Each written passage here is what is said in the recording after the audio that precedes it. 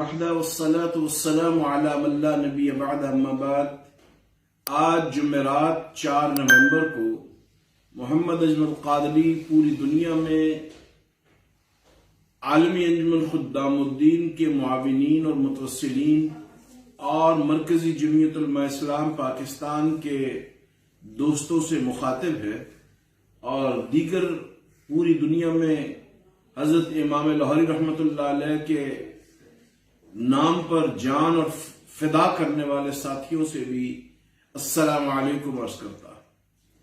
وطن عزیز پاکستان سے ہر پاکستانی جو چاہے 20، 22، 30، 40 سال سے باہر ہو، اس کو پاکستان کے حالات سے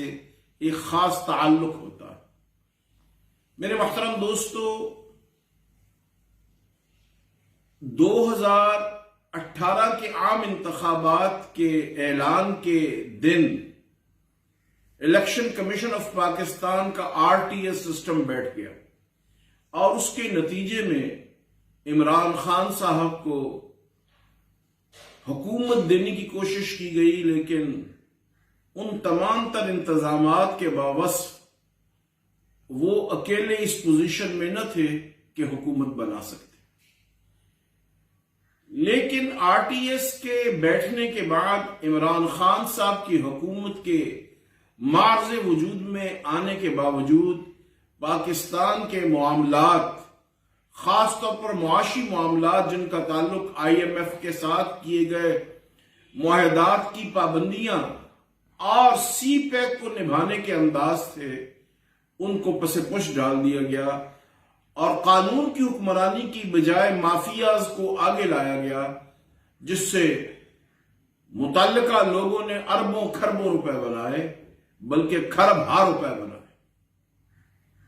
عمران خان صاحب کی حکومت مولانا فضل الرحمان اور جناب آصف علی زرداری کی حکیمانہ بصیرت کے نتیجے میں غیر آئینی حکومت کو آئینی طریقے سے گھر بھیج دیا، تو پوری دنیا میں ایک وبال اٹھ گیا کہ معاملات خراب ہو گئے ہیں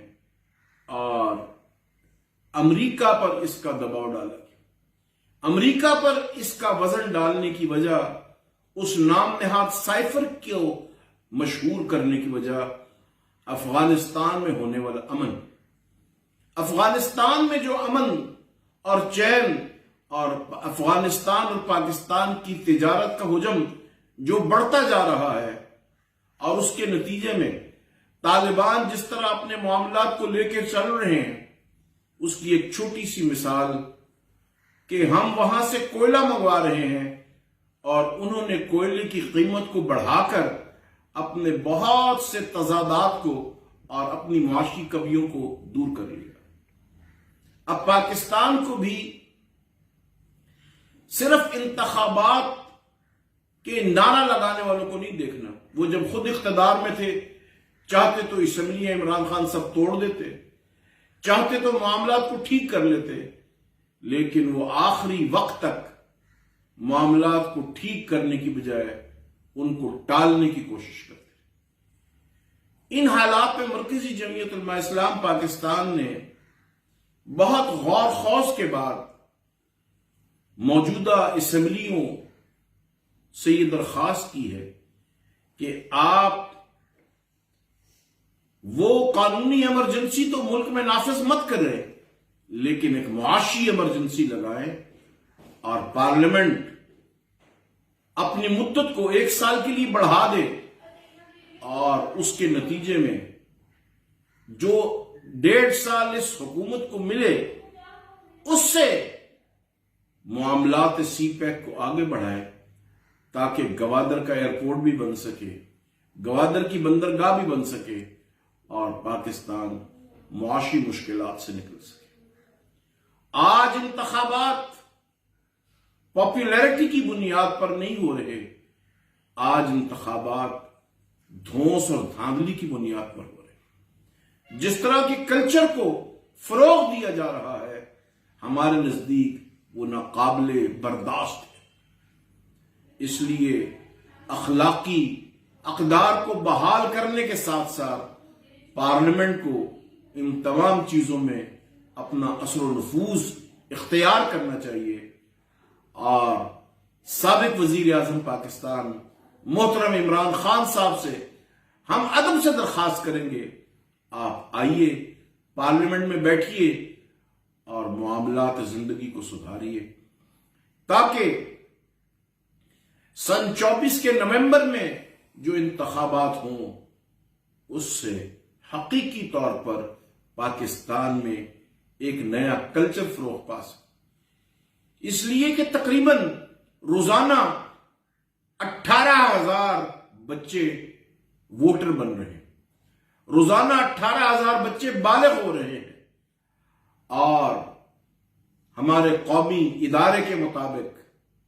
18,000 نئے ووٹر بن رہے ہیں۔ تو 1.5-2 برس کے بعد جب ان ووٹرز کو حقیقی طور پر اپنا ووٹ استعمال کرنا آئے گا،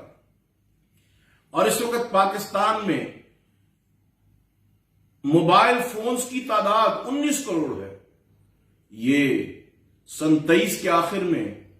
22 کروڑ تک چلی جائے گی، تو شعور اور ایک ایک شخص کی دہلیز پر پہنچ جائے گا۔ اس شعور کے نتیجے میں پاکستان میں لوگ اپنی روزی کمانے لگے۔ پاکستان کے عوام